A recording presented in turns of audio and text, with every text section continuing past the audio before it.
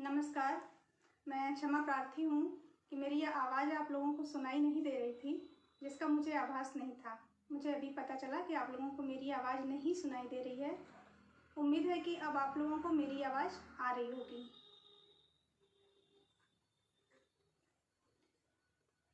क्योंकि मैं आप लोगों के बीच में आज हूँ कोरोना पॉजिटिव को लेकर के ही, और जो भी उसके इफ़ेक्ट पड़ रहे हैं उससे रिलेटेड बातें मैं आप लोगों से करना चाहती थी। और पहले मैं आप लोगों को अपने बारे में थोड़ा बता रही थी कि मेरा जो है बचपन से लेकर अब तक का समय जो 3 प्रमुख जिलों में बीता है वो है सोनभद्र, चंदौली और वाराणसी। तो सबसे पहले चंदौली और सोनभद्र के जो भी निवासी हैं वो बहुत ही बधाई के पात्र हैं, क्योंकि कहीं न कहीं उनके सराहनीय योगदान की वजह से ही हमारे ज़िले में कोई भी कोरोना पॉजिटिव नहीं है। तो आप सभी को बहुत बहुत बधाई।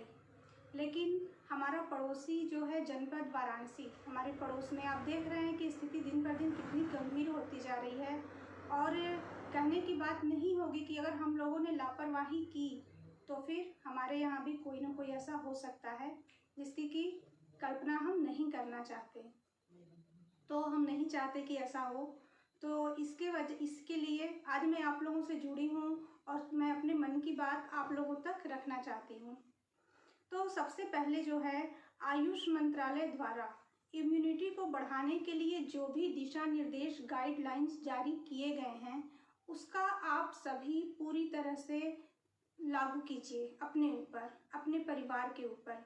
जैसे कि उसमें बताया गया है कि आपको सुबह से लेकर रात तक अपनी दिनचर्या कैसे रखनी है जिससे कि आपका इम्यून सिस्टम, जो रोग प्रतिरोधक क्षमता है, वो बढ़ सके, जिससे कि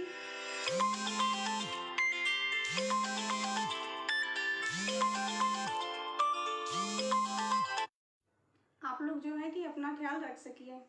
बार बार डिस्टरबेंस की वजह से माफ़ी चाहती हूँ, बीच में कॉल्स आ जा रहे हैं। तो मैं ये कह रही थी कि जैसे कि आप लोगों को सुबह में गर्म पानी पीना, दिन में कम से कम 3 बार गर्म पानी पीजिए। नेक्स्ट आप लोग क्या कर सकते हैं कि काढ़ा पीजिए। जो आप लोग चाय पीते हैं तो अदरक, दालचीनी, छोटी इलायची, ये सब डाल के आप लोगों को काढ़े का सेवन प्रतिदिन जरूर करना है। नेक्स्ट, जैसे आप दूध पीते हैं तो दूध में हल्दी डाल करके उसका सेवन कीजिए। और प्रतिदिन आप लोग जो है कि योग कीजिए, व्यायाम कीजिए। योग व्यायाम में कम से कम आप लोग 30 मिनट्स का समय जरूर दीजिए। तो इस तरह से बहुत सारी चीज़ें आयुष मंत्रालय ने बताई हैं जिसका कि पालन मैं भी कर रही हूँ। और मैं चाहती हूँ कि जो भी लोग मुझसे, जिले से, देश से, कहीं से भी जुड़े हुए हैं, सभी लोग इसका पालन जरूर करिए।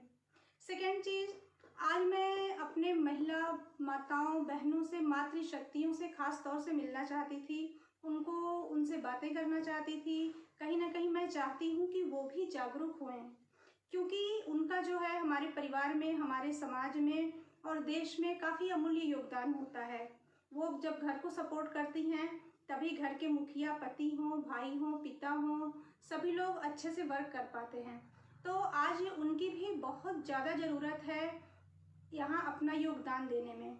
जब वो जागरूक खुद रहेंगी तो 100% है कि अगर घर के बाहर उनके भाई हों, हस्बैंड हों, जो भी लोग हों, अगर घर के बाहर जा रहे हैं तो वो उनको तुरंत देंगी कि आप ये गमछा लीजिए, ये फेस मास्क लीजिए, फेस कवर लीजिए, अपना मुंह ढकिए। और खुद भी और बच्चों को भी और सभी को वो अच्छी तरीके से गाइड कर सकेंगी कि आप लोग जो है इसके बिना घर से बाहर नहीं निकलिए।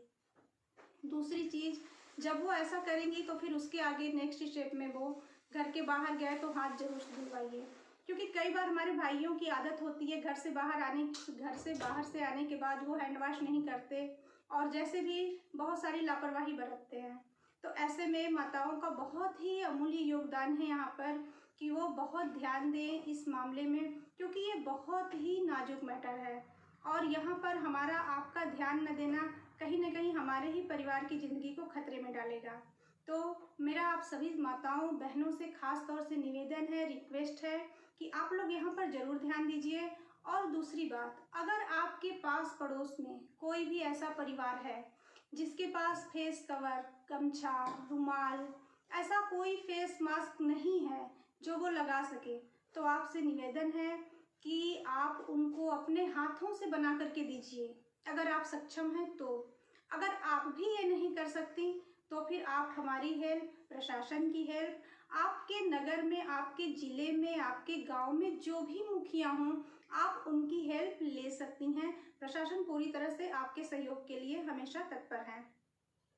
तीसरी बात कि अगर आप लोगों को घर से बाहर निकलना भी पड़ रहा है किसी भी वजह से, चाहे वो माताओं को या घर के आदमियों को, बुजुर्गों को, किसी को भी आवश्यक कार्य से कभी भी बाहर निकलना पड़ सकता है, चाहे बीमारी की वजह से या किसी सामान की आवश्यकता की वजह से या कृषि की वजह से, तो फिर आपको फेस कवर करने के साथ साथ आप जहाँ भी हैं आपको फालतू दूसरों की चीज़ों को टच करने से, छूने से खुद को बचाना है। और हर जगह 2 गज की दूरी, यानी कम से कम 2 मीटर की दूरी, सोशल डिस्टेंसिंग आपको बरकरार रखनी है हर किसी के साथ, चाहे वो आपका कितना भी खास मित्र ही क्यों ना हो, क्योंकि किसी को भी नहीं पता कि कौन कब कहाँ जा कर के और ये वायरस ले कर के आ गया और हमारे बीच हो और हमें भी ना पता हो, उसे भी ना पता हो। जरूरी नहीं कि कोई दुश्मनी में ऐसा करे, लेकिन ये चीज़ें ऐसी हैं जो असावधानी बरतने से भी आ जाती हैं हमारे बीच। तो सावधानी और सतर्कता बहुत ही जरूरी है इसके लिए। तो आप लोग जो है कि इस बात का विशेष ध्यान रखें। और मैं एक चीज़ आए दिन देखती रहती हूँ हमारे भी मार्केट में, घर के सामने, मैं चूँकि रोड पर ही मेरा घर है, तो सुबह के टाइम अक्सर देखती हूँ कि मार्केट में बहुत लोग निकलते हैं। जाहिर सी बात है, ज़रूरी सामान की खरीदारी के लिए निकलते होंगे। तो लोग करते क्या है, घर से मास्क लगाकर या गमछा लगाकर निकलते हैं, तो वो गमछे को बार बार ऊपर नीचे और इस तरह से वो टच करते रहते हैं, या मास्क लगाए रहते हैं। तो कोई आ गया, बात करने लगे, मास्क को जस्ट नीचे किया, फिर बात खत्म हुई, आगे बढ़े, जस्ट ऊपर किया। तो मैं आपसे एक बात करना चाहूँगी कि अगर आप बार बार ऐसा करते हैं तो आपका मास्क लगाने का कोई भी फायदा नहीं है, क्योंकि अगर आपके हाथ में मान लीजिए कहीं से भी वायरस आ गया है और आपने अपना मास्क या अपना गमछा बार बार टच किया, ऊपर नीचे किया, तो कहीं ना कहीं वो वायरस उस पर भी लग गया। अब आप नेक्स्ट टाइम जब भी ऊपर नीचे करेंगे, वो वायरस है आपके आंखों के माध्यम से, आपके सांस के माध्यम से वो आपके अंदर चला जाएगा। तो बहुत ही छोटी छोटी चीज़ें हैं, लेकिन बहुत ही ध्यान देना यहाँ पर हम लोगों को ज़रूरी है, क्योंकि ये चीज़ें मैं नॉर्मली देख रही हूँ कि इतनी सावधानी हमारे नगर के लोग भी नहीं बरत रहे हैं। मैंने इस चीज़ को बहुत बहुत दिनों से बहुत ध्यान से देख रही हूँ। और ख़ासतौर से जो भाई बहन, जो लोग सेवा में लगे हुए हैं, किसी भी तरह की सेवा दे रहे हैं, जनता की सेवा में अनाज बांट रहे हैं, राशन बांट रहे हैं, वो लोग भी क्या करते हैं, जो राशन बांट रहे हैं तो ठीक है, मास्क लगाए हैं, जैसे ही फ़ोटो खिंचाने की बारी आई उन्होंने मास्क को नीचे किया और फिर ऊपर, ऊपर नीचे, ऊपर नीचे, इस क्रम में उन्होंने क्या किया, अगर वो खाद्य सामग्री बांट रहे हैं तो कहीं ना कहीं लोगों के करीब जा रहे हैं, उनसे टच भी हो जा रहे हैं, सामान से टच हो रहे हैं। ऐसे में अगर वायरस उनके हाथ में या कहीं भी है तो वो ऊपर नीचे में वो उनके सांसों के द्वारा अंदर जाना ही जाना है। तो बहुत ही मेरी विनती है, रिक्वेस्ट है आपसे कि आप सभी को सुरक्षित रहना है, सिर्फ अपने लिए नहीं, पूरे देश के लिए, क्योंकि इसको हम लोगों को घटाना है, बढ़ने नहीं देना है। तो बहुत ही ज़रूरी है छोटी छोटी चीज़ों पर, छोटी छोटी जगहों पर हमारा आपका जागरूक होना। चौथी बात कि सरकार के द्वारा जो आरोग्य सेतु ऐप लॉन्च किया गया है वो हमारे आपके भले के लिए, हमारे आपके अच्छाई के लिए है। तो बहुत लोगों को मैंने देखा कि गांव में ये ही नहीं पता कि आरोग्य सेतु ऐप उन्होंने डाउनलोड कर लिया, नेक्स्ट आगे क्या, वो बस डाउनलोड करके छोड़ दिए, ना वहाँ अपना नाम डाले, ना डिटेल्स डाले, ना नंबर डाले, ना लोकेशन ऑन किए, ना ब्लूटूथ ऑन किए। तो ये जो ऐप है इसमें आपको अपनी जो है थोड़ी सी जानकारी जो वहाँ पूछी जाएगी वो आपको करनी है, और अपना नाम डिटेल्स डाल के अपना ब्लूटूथ और लोकेशन ऑन रखना है। जब आप इस चीज़ों को ऑन रखेंगे तभी आपको पता चलेगा, या फिर शासन को या किसी को पता चलेगा कि क्या आपको प्रॉब्लम आ रही है, या आपके आसपास कोई कोरोना पॉजिटिव है या नहीं है, या किसी को सर्दी जुकाम फीवर जैसी कोई प्रॉब्लम शुरू तो नहीं हुई है। जब उसको आप अपडेट करेंगे, उन चीज़ों को करेंगे, तभी तो पता चलेगा। तो थोड़ा सा यहाँ भी आप लोगों को जागरूक होने की ज़रूरत है। आपके घर में, परिवार में, रिलेटिव में, पड़ोस में जिन्होंने भी अगर आरोग्य सेतु ऐप को डाउनलोड नहीं किया है तो आप लोग उनको भी ज़रूर डाउनलोड कराएं। पांचवी बात जो सबसे इम्पॉर्टेंट है हमारे लिए, कोरोना वॉरियर्स, कोरोना की योद्धा, जो भी हैं हमारे देश में, चाहे वो किसी भी रूप में हैं, वो जो है कि स्वास्थ्य कर्मी डॉक्टर्स हो सकते हैं, पुलिसकर्मी लोग हैं, बड़े लेवल के हों या छोटे लेवल के हों, छोटे छोटे भाई हों, हेड कांस्टेबल हों, कोई भी हों, वो सभी दिन रात हमारी आपकी सेवा में लगे हुए हैं। चाहे हमारे सफाई कर्मी, सफाई कर्मचारी भाई बहन हों, इस तरह से बहुत लोग हैं, सेना के जवान हैं, सभी लोग कहीं ना कहीं किसी न किसी तरह से इस समय जो है देश की सेवा में लगे हुए हैं और देश की सेवा करते करते कहीं ना कहीं वो भी कोरोना पॉजिटिव हो जा रहे हैं। आए दिन कोई ना कोई ऐसी न्यूज़ सुनने में आती रहती है। तो ऐसे जो भी भाई बहन हमारे देश की सेवा में लगे हुए हैं, कोरोना वॉरियर्स, कोरोना योद्धा, उनको मैं दिल से सैल्यूट करती हूँ और जो है मैं उनको हृदय से आभार करती हूँ और मैं उनको बहुत बहुत धन्यवाद देती हूँ, क्योंकि उनकी बहुत बड़ी भूमिका है जो आज मैं, आप, हम सभी कहीं ना कहीं सेफ हैं, सुरक्षित हैं। सरकार तो जो कर रही है अपना काम कर रही है, लेकिन हमको, आपको और सबको जागरूक होना पड़ेगा। जब तक हम जागरूक नहीं होंगे तब तक ये कोरोना जाएगा नहीं। तो ये चीज़ें बहुत ज़रूरी हैं। तो मैं सभी को जो है हृदय से आभार करती हूँ और आप लोगों से भी रिक्वेस्ट करती हूँ कि आप लोग भी ऐसे लोगों को दिल से सम्मान दीजिए और इनको जो है हमेशा सहयोग कीजिए। अगर ये चीज़ देखने में आती है, हमारे घर के पास भी, नहर के पास में अक्सर देखती हूँ कि उधर से पुलिस आती रहती है, लोग घर के बाहर रोड पर टहलते रहते हैं कहीं से, और फिर जैसे ही पुलिस की गाड़ी सायरन की आवाज़ सुने घर में, तो कहीं ना कहीं ये चीज़ें ठीक नहीं हैं। आप ये समझिए कि कहीं ना कहीं उन्हें भी कैसा लगता होगा, वो दिन रात किसकी सेवा में लगे हैं, आपके और हमारे। और अगर हम ऐसा करते हैं तो कहीं ना कहीं उनको हम चिढ़ाते भी हैं, परेशान भी करते हैं। तो ये चीज़ें करने से हमें बचना चाहिए। जितना बन सके आप उनको कोऑपरेट कीजिए, सहयोग कीजिए। एक अच्छे देशभक्त होने का, एक अच्छे नागरिक होने का फर्ज निभाइए, क्योंकि इसमें आपका और देश का दोनों का भला है।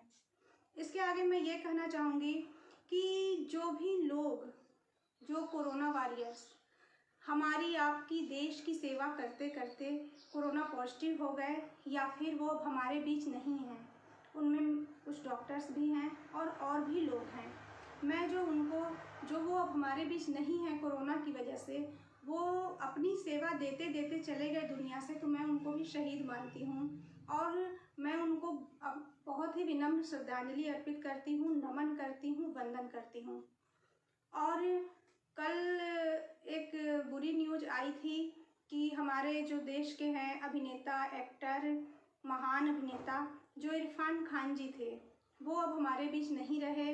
और आज एक और बैड न्यूज़ आ गई कि ऋषि कपूर जी, जो इतने महान नेता, अभिनेता थे और कितनी पिक्चर्स उन्होंने बनाई होंगी, कितने लोगों ने देखे होंगे, आज एक बुरी खबर आई कि आज वो भी नहीं रहे।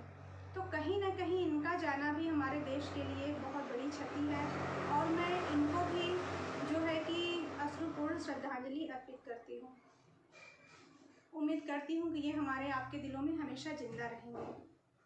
मैंने जो भी बातें कही हैं, उम्मीद करती हूँ कि आपको समझ में आई होंगी और आप अब से पूरी तरीके से, जो भी माताएं, बहनें, उनके घर के बच्चे या उनके हस्बैंड, भाई जो भी लापरवाही अभी भी कर रहे होंगे, जैसे बाहर से सब्जी वगैरह लेकर आते हैं तो रख देते हैं झोले, हाथ नहीं धुलते, या हाथ धोते हैं तो सब्जियों में भी वायरस हो सकता है, उसको भी बहुत अच्छे से, जो धुलने लायक सब्जियां हैं, मैं तो कहूँगी आप उनको गर्म पानी में सर्फ डाल करके धुल लीजिए।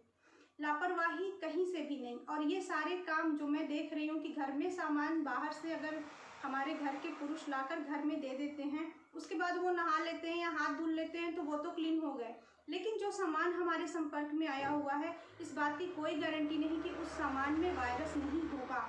तो उस सामान को कैसे यूज करना है, ये हमारी आपकी रिस्पॉन्सिबिलिटी है। तो उसको कितना धुल करके, जो सामान धुलने योग्य नहीं है उसको 3 से 5 दिन तक यूज मत कीजिए, उसको ऐसे रख दीजिए, छोड़ दीजिए, पड़ा रहने दीजिए, जब तक कि आपको ये ना लगे कि हाँ इतने सब टाइम में अब वायरस अपने आप नष्ट हो गया होगा। तो इस तरह से बहुत सी सावधानियां हैं जो हम लोगों को बरतनी है और खुद को, परिवार को और देश को पूरी तरह से सेफ रखना है। तो अब मैं अपनी बातों को ख़त्म करती हूँ। ख़त्म करने से पहले जो है मैं 2 लाइन बोलती हूँ अपने देश के लोगों के लिए, अपने जनपद के लोगों के लिए और अपने नगर के लोगों के लिए, सभी के लिए। इतने हताश क्यों खड़े हो इस विपदा के सामने? इतने हताश क्यों खड़े हो इस विपदा के सामने? ये विपदा कुछ भी नहीं है, हौसलों के सामने। ये विपदा कुछ भी नहीं है हौसलों के सामने। जय हिंद, जय भारत। मैं अपनी बात को विराम देती हूँ। उम्मीद करती हूँ कि आप लोगों को मेरी बात अच्छी लगी होगी, समझ में आई होगी।